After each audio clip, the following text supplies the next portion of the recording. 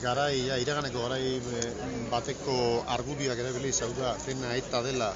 erabiliaz, egiten da gaurko zoritxarrezko errealitate hau, eta zoritxarrez guretzako oso kezkagarria da pertsona batzuk nun